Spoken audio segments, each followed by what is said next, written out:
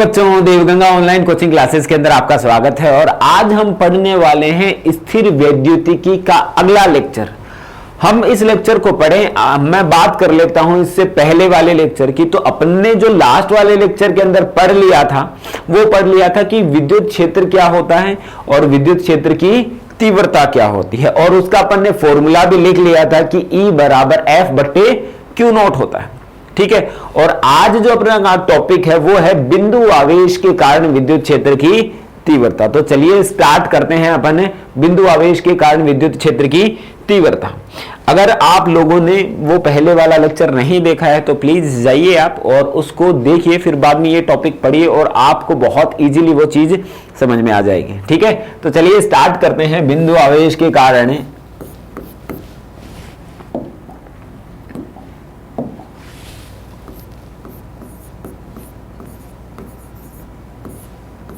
बिंदु आवेश के कारण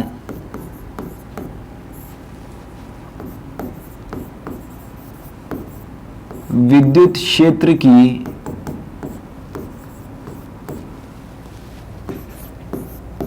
तीव्रता। हम जो पढ़ रहे हैं कोई बिंदु आवेश है, मतलब आपके पास में कोई बिंदु आवेश है और उसके द्वारा आपको क्या करना है, किसी बिंदु पर विद्युत क्षेत्र की तीव्रता का मान ज्ञात करना है।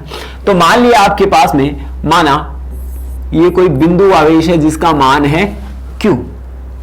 ठीक है। और ये O पर स्थित है, O बिंदु पर स्थित है। कोई आवेश है आपके पास में Q है जो कि O पर स्थित है, और यहां से R दूरी पर एक कोई बिंदु P है, यहां पे कोई बिंदु P है जहां पे अपने को विद्युत क्षेत्र की तीव्रता का मान ज्ञात करना है। ठीक है।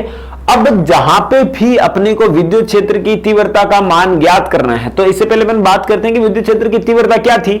हमने देखा था कि भाई विद्युत क्षेत्र के अंदर अगर हम किसी एकांक आवेश को रख देते थे ना, तो उस पर जो बल लगता था ना, वही क्या होता था, विद्युत क्षेत्र की तीव्रता थी। यानी कि तीव्रता कुछ अलग नहीं है, आवेश पर, एकांक आवेश पर लगने वाला बल है। ठीक है।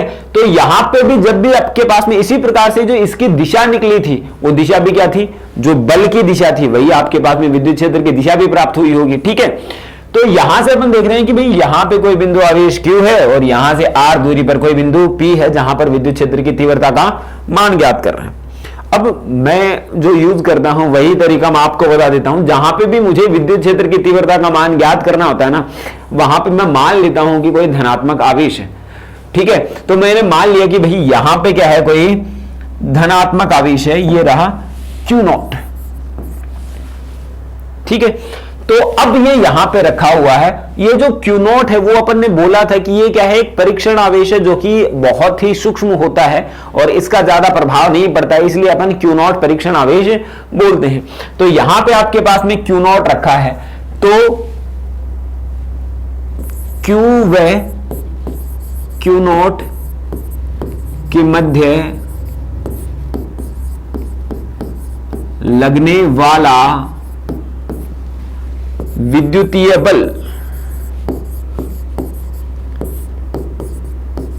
भाई अगर आप खुद देखें कि भाई यहां पे Q है और यहां पे थोड़ी सी दूर के ऊपर आपके पास में क्या है, Q नॉट है, तो इन दोनों में लड़ाई होगी, मतलब बल लगेगा आपस में। ठीक है कि नहीं। और दोनों समान प्रकृति के हैं तो क्या होगा, प्रतिकर्षण का बल लगेगा, और दोनों अगर विपरीत प्रकृति है तो आकर्षित होंगे। तो इस प्रकार से आपके पास में जो बल लगने वाला है इन दोनों के मध्य, और दो आवेशों के मध्य जो बल होता है वो कूलॉम बाबा ने क्या बताया था, F बराबर K Q1 Q2 बटे R स्क्वायर। अरे यही बताया था ना। हाँ, तो आपके पास में जो बल का जो फॉर्मूला निकल के आता है ना दो आवेशों के मध्य, वो आएगा K Q1 Q2 बटे R स्क्वायर। अब यहां पे जो Q1 का मान है, यहां पे तो K तो क्या है, कटप्पा नियतांक, कूलॉम नियतांक, और यहां पे आपके पास में Q1 का मान कितना है, Q है, और यहां पे इसका मान कितना है, Q नॉट है, और बीच की दूरी कितनी है, R स्क्वायर। तो कहने का मतलब अपने पास में जो बल प्राप्त हुआ है वो कितना हुआ है, Q नॉट बटे R स्क्वायर। कोनो दिक्कत नहीं है भैया, इसको कोई दिक्कत कोई परेशानी नहीं है ना। तो यहां पे अपन ने बल का मान निकाल लिया, लेकिन अपने को निकालना क्या, बल थोड़ी ना निकालना, अपने को निकालना है क्या, विद्युत क्षेत्र की तीव्रता। तो यहां पे हम लिखेंगे विद्युत क्षेत्र की क्षेत्र की तीव्रता की परिभाषा से, क्या बोलती है इसकी परिभाषा, अरे क्या बोलती है, तो यहां पे आता है आपके पास में इसकी परिभाषा E बराबर F बट्टा क्यू नॉट, F बट्टे क्यू नॉट इसकी परिभाषा आती है, अपन ने देखा होगा। तो यहां पे मैं F का मान रख देता हूं, समीकरण नंबर 1 दे देता हूं, इसको समीकरण नंबर एकम बोल देते हैं, ठीक है। तो यहां पे अपन मान रखेंगे समीकरण 1 में F का मान रखने पर,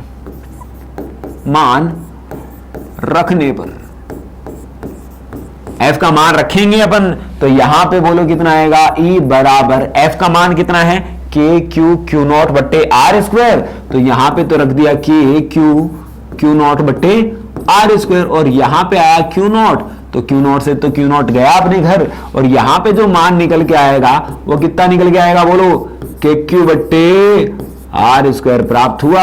तो बिंदु आवेश के कारण जो विद्युत क्षेत्र की तीव्रता निकल के आ गई कितनी, के क्यू बट्टे आर स्क्वायर। बहुत ही इंपॉर्टेंट फॉर्मूला है ये, ठीक है, बहुत ही इंपॉर्टेंट फॉर्मूला है ये। तो यहां पे बहुत इंपॉर्टेंट फॉर्मूला निकल के आ गया। अब अपन इसको चाहे तो ऐसा भी लिख सकते हैं, है ना, हम ऐसा भी तो लिख सकते हैं, ई बराबर के का मान कितना होता है, 1/4 pi epsilon not Q upon में आर स्क्वायर, ऐसा भी लिखा जा सकता है। अरे क्या परेशानी है इसके अंदर, के तो क्या है, कटप्पा नियतांक, कूलॉम नियतांक है, तो 1/4 पाई एप्सिलॉन नॉट होगा वो तो। अगर सदिश रूप में लिखेंगे तो भाई ये सदिश का निशान ये होता है, और इस साइड में अपन क्या करेंगे, आर कैप लगा देंगे, और यहां पे आपके पास में ये आपका फॉर्मूला सदिश के रूप में प्राप्त हो जाएगा। तो ये इसका फॉर्मूला प्राप्त हो गया। तो बिंदु आवेश के कारण जो विद्युत क्षेत्र की तीव्रता का मान निकल के आया है वो मेरे साथ बोलिए कितना आया है, के क्यू बट्टे आर स्क्वायर, कितना आया है, के क्यू बट्टे आर स्क्वायर। तो ये आपके पास में निकल कर आ गया। अब हम देखते हैं कि ग्राफ भी बना ही देते हैं बने, तो अपन देख रहे हैं ग्राफ कैसा बनेगा। तो आपके पास में ये तो रहा ई, है ना, और ये रहा आर। अब इसके मध्य ग्राफ बनाते हैं बन, तो बोलो ग्राफ कैसा आएगा। हम जानते हैं ना ई और 1/r स्क्वायर की व्युत्क्रमानुपाती है ये, तो ये इस प्रकार से इसका ग्राफ प्राप्त हो गया। अगर यही ग्राफ ऐसे बनाते अपन, इस टाइप से बनाते कि भाई यहां तो आपके पास में क्या है, ई है, और यहां क्या है आपके पास में 1/r स्क्वायर है, तो हम देख पा रहे हैं कि भाई ई तो क्या है 1/r स्क्वायर के समानुपाती है।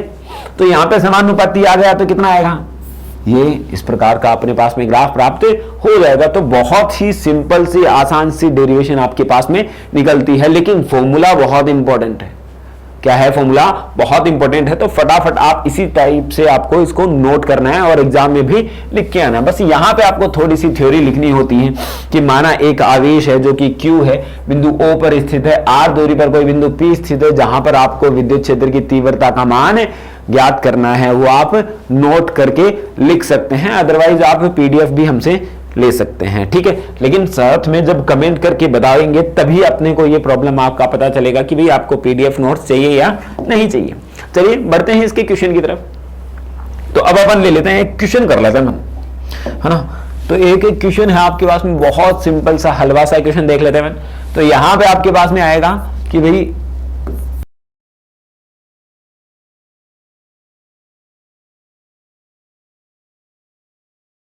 बहुत बड़ा क्वेश्चन था, तो चलिए वैसे बहुत हलवा क्वेश्चन है।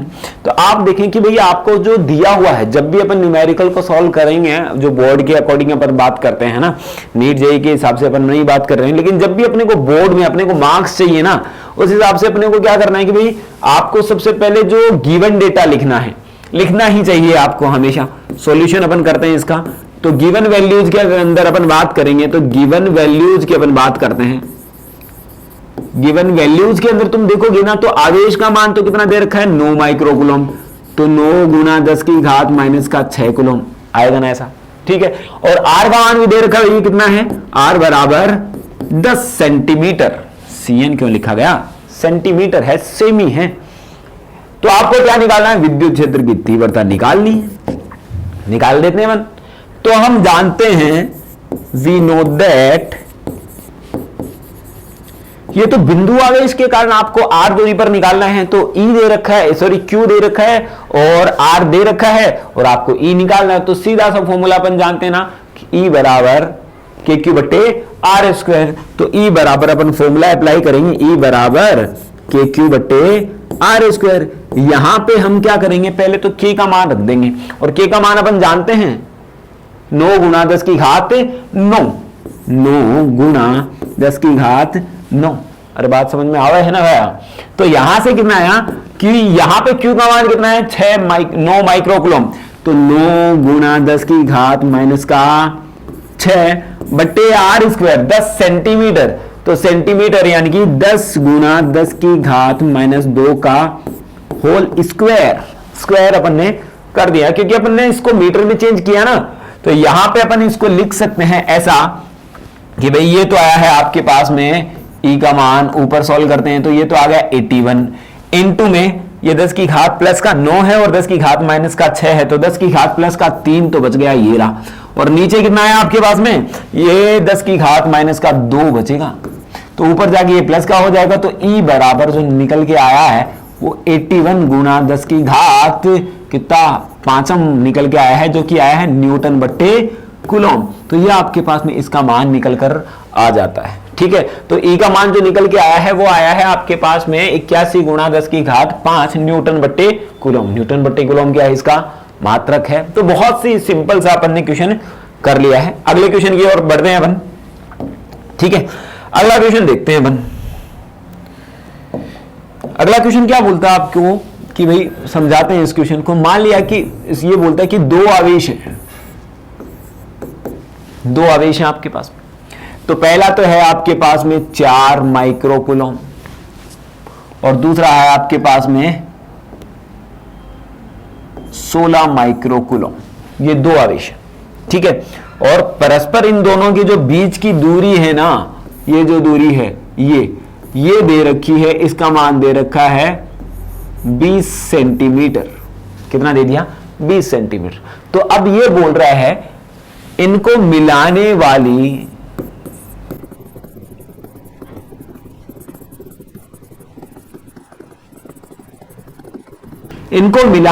रेखा के किस बिंदु पर विद्युत क्षेत्र की तीव्रता 0 हो जाएगी। क्या बोला उसने कि भाई ये जो रेखा है इन दोनों को मिला रही है, इन दोनों को मिलाने वाली रेखा के किस बिंदु पर विद्युत क्षेत्र की तीव्रता कितनी हो जाएगी, 0 हो जाएगी, 0 हो जाएगी। ठीक है, तो ये तो क्या मतलब है कि भाई मैं मान लेता हूं कि यहां पे है, सॉल्यूशन अपन करते हैं इसका। तो ये तो मान लिया आपके पास में ये रहा, आपके पास में कितना है 4 माइक्रोकूलम है, 4 माइक्रोकूलम। और जो दूसरा आवेश है ना वो कितना है यहाँ पे 16 माइक्रोकूलम। बीच की दूरी कितनी दे रखी है 20 सेंटीमीटर। तो मैं मान लेता हूं कि भाई यहां पे ये बिंदु P ले लेता हूं, इस जगह पे है बिंदु P जहां पर विद्युत क्षेत्र की तीव्रता कितनी है 0 है। मान लिया कहां पे है, इस बिंदु P पर विद्युत क्षेत्र की तीव्रता कितनी है 0 है। और अपने को यहां से दूरी निकालनी है, तो ये मान लेता हूं कि ये जो दूरी है वो x है। तो ये कितनी बचेगी फिर 20 माइनस का x, यही बचेगा ना। ये x आ गया तो ये टोटल 20 थी, तो ये कितनी बची बोलो, अरे 20 माइनस का x ही तो बच गई है। तो यहां पे अपन ने ये निकाल दिया। तो अब अपने को पता है कि भाई जहां पे भी अपने को विद्युत क्षेत्र की तीव्रता निकालनी है वहां पे अपन क्या मान लेते हैं, कोई धनात्मक आवेश मान लेंगे, कोई धनात्मक आवेश को एज्यूम कर लेंगे। तो भाई यहां पे मैंने मान लिया कि यहां पे कोई धनात्मक आवेश रखा है। ठीक है, तो ये धनात्मक है आपके पास में 4 माइक्रोकूलम और ये भी क्या है धनात्मक, अपन ने एज्यूम किया है। तो ये तो क्या करेंगे, एक दूसरे को प्रतिकर्षित करेंगे, धकेलेंगे। तो ये मान लिया कि E1 इस साइड में आ गया। क्यों किया था अपन ने ऐसा, अरे विद्युत क्षेत्र की दिशा ज्ञात करने के लिए किया था अपन ने कि जहां पे भी आपको विद्युत क्षेत्र की तीव्रता का मान ज्ञात करना है, फाइंड आउट करना है, वहां पे अपन एज्यूम कर लेते हैं, मान लेते हैं कि कोई धनात्मक आवेश रखा हुआ है। तो अपन ने मान लिया, तो यहां पे धनात्मक है, ये भी धनात्मक, इसको क्या कर रहा है, फेंक रहा है, प्रतिकर्षित कर रहा है। ऐसे ही आपके पास में ये जो 16 माइक्रोकूलम है, 16 माइक्रोकूलम, ये भी क्या है धनात्मक। और ये यहां पे क्या है आपके पास में धनात्मक, अपन ने एज्यूम किया है, ये भी इसको इधर प्रतिकर्षित करेगा, ये इधर, ये आया E2। तो कहने का मतलब E1 इस साइड में लग रहा है और E2 इस साइड में लग रहा है। तो बराबर, तो अगर E1 बराबर E2 हो जाए, E1 बराबर क्या हो जाए E2 हो जाए, तो टोटल परिणामी विद्युत क्षेत्र की तीव्रता कितनी प्राप्त होगी, 0। अरे कितनी होगी, अरे बोलो, बहुत इजी सा तो है। ये बोल रहा है कि भाई यहां पे विद्युत क्षेत्र की तीव्रता E1 है, इधर क्या है E2 है। तो अगर ये दोनों बराबर में हो जाए तो यहां पे तो क्या होगा, अंडा शून्य ही तो प्राप्त होगा। तो यहां पे तो P पर शून्य तीव्रता के लिए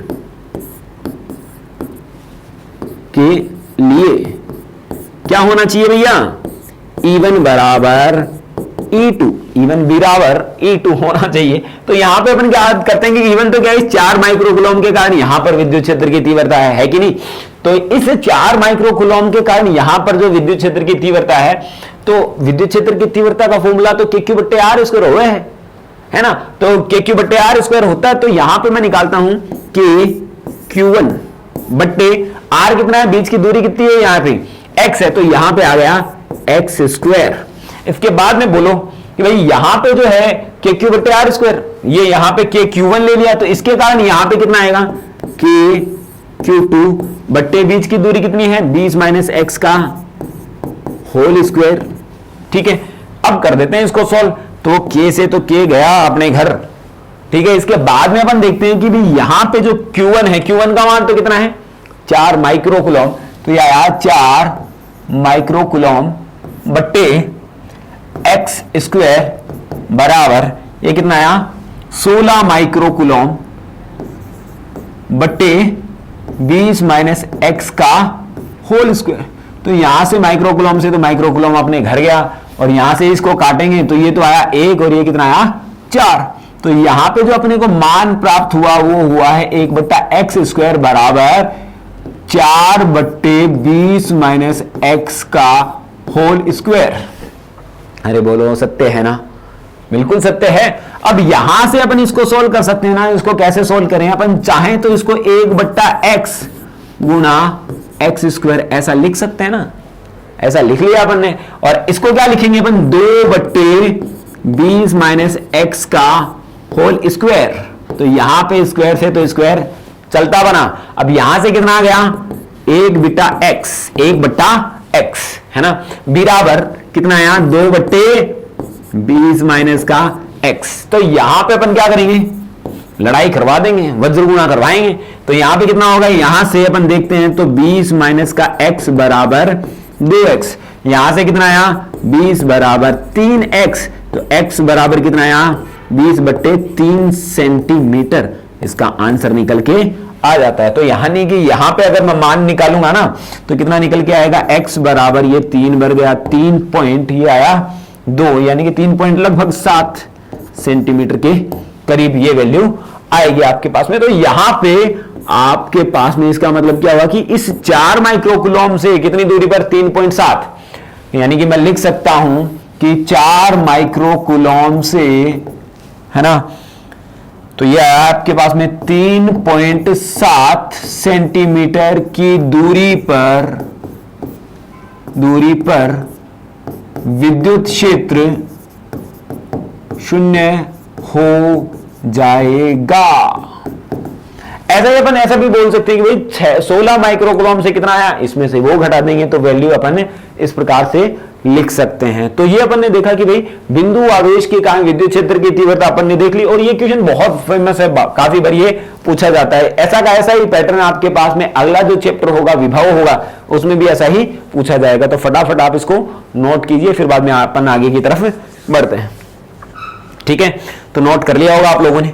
तो अब अपन ने देख लिया कि भाई विद्युत क्षेत्र की तीव्रता क्या होती है, वो अपन ने देखा। और उसके बिंदु आवेश के कारण जो विद्युत क्षेत्र की तीव्रता वो अपन ने निकाल ली, जो कि आई KQ/R²। और उसके जो एकदम छोटे छोटे से न्यूमेरिकल्स भी अपन ने कर लिए।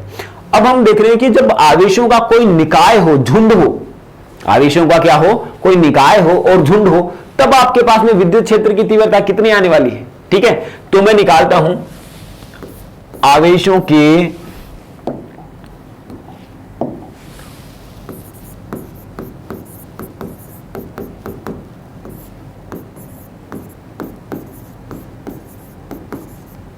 के निकाय के कारण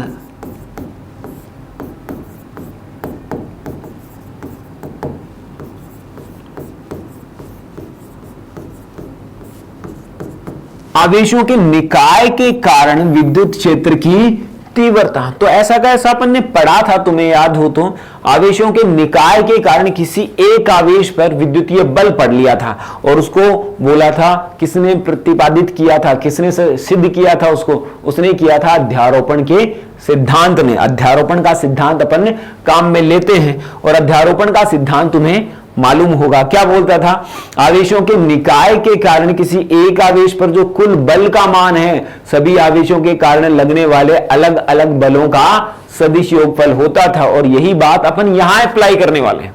यहां पे अपन क्या करने वाले हैं, आवेशों के निकाय के कारण किसी बिंदु पर तीव्रता निकालने वाले हैं। सेम पैटर्न है आपके पास में, तो देखते हैं क्या है आपके पास में। तो यहां से अपन क्या कर लेते हैं, यहां पे मैं मान लेता हूं कि आपके पास में ये तो रहा निर्देशांक तंत्र, ठीक है, और यहां पे मैं लेता हूं एक्स एक्सिस और ये ले लिया अपन ने वाई एक्सिस, ठीक है। और यहां पे बहुत सारे आवेश हैं, तो यहां पे मैं ले लेता हूं पहला आवेश, ये लिया Q1 R1 स्थिति सदिश पर। ऐसे ही मैं लेता हूं यहां पे Q2, यहां पे ले लिया R2 स्थिति सदिश पे। ऐसे ही ले लेता हूं मैं Q3 R3 स्थिति सदिश पर, और यहां पे ले लेता हूं मैं Qn Rn स्थिति सदिश पर। अब ऐसा अपन कर रहे हैं तो अपने को क्या करना है, कोई भी बिंदु अपने पास में है, तो ये एक मान लेते हैं कि आपके पास में कोई बिंदु P है जो कि इससे R दूरी पर है, ठीक है। तो यहां पे बिंदु कोई P है इससे R दूरी पर है, R0 दूरी पर है, तो इसके ऊपर आपको क्या करना है, विद्युत क्षेत्र की तीव्रता का मान ज्ञात करना है। तो विद्युत क्षेत्र की तीव्रता उसी प्रकार से क्या करेंगे, जहां पे भी आपको विद्युत क्षेत्र की तीव्रता निकालनी है वहां पे अपन क्या मान लेते हैं, कोई धनात्मक आवेश को एज्यूम कर लेते हैं। तो यहां पे मान लिया कि कोई धनात्मक है, तो ये धनात्मक और ये भी धनात्मक क्या करेगा बोलो, प्रतिकर्षित करेगा, लड़ाई करेगा ये। तो यहां पे होगा आपके पास में E01 ले लेता हूं, E01 ले लिया। इसके ऊपर इसके कारण जो विद्युत क्षेत्र की तीव्रता है इतनी, क्योंकि धनात्मक ये भी धनात्मक, वहां पे क्या आया था F01। ऐसे ही आपके पास में ये जो आवेश है, ये आवेश है, ये भी इसको प्रतिकर्षित करेगा, तो ये आया आपके पास में E02। ऐसे ही ये कितना लगाएगा इसके ऊपर बल, इधर लगाएगा, ये आएगा E03, और ये लगाएगा आपके पास में E0n। अरे याद आ रहा ना, याद आ रहा है, पुराने समय का जो पढ़ा था वो याद आ रहा है ना। तो वही चीज है आपके पास में। यहां पे अपन क्या लगाएंगे, अध्यारोपण के सिद्धांत से। तो अध्यारोपण के सिद्धांत से क्या बोलता है अध्यारोपण का सिद्धांत, आवेशों के निकाय के कारण अगर किसी एक बिंदु पर विद्युत क्षेत्र की तीव्रता ज्ञात करनी हो तो सभी आवेशों के कारण लगने वाली अलग अलग तीव्रताओं के सदिश योगफल के बराबर प्राप्त होगी, ठीक है। क्या बोला वापस सुनिए आप, आवेशों के निकाय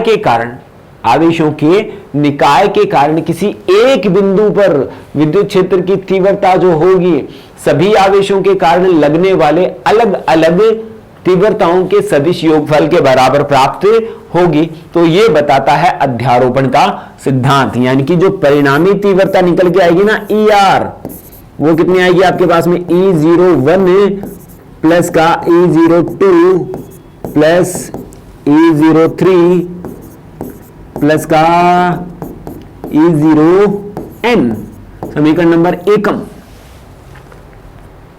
कोई दिक्कतम, नो दिक्कतम। तो यहां से अपन ने ये सॉल्व कर लिया। तो भाई यहां से हमने सॉल्व किया, तो यहां पे जो E01 है ना, E01 क्या है, E01 क्या है, बिंदु P पर Q1 के कारण लगने वाली तीव्रता। बिंदु P पर Q1 के कारण तीव्रता कितनी होती है, तीव्रता का फॉर्मूला तो निकाला है ना भैया, कितना होता है, क्या होता है, KQ/R²।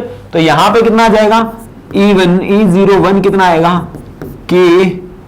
Q1 आ जाएगा बट्टे R01 का स्क्वायर आ जाएगा। अगर सदिश रूप में लिखेंगे तो R01 का कैप, और हम जानते हैं कि भैया R01 का कैप अगर अपन लगाते हैं तो क्या आएगा, R01 का सदिश बट्टे R01 का परिमाण भी हम लगाएंगे।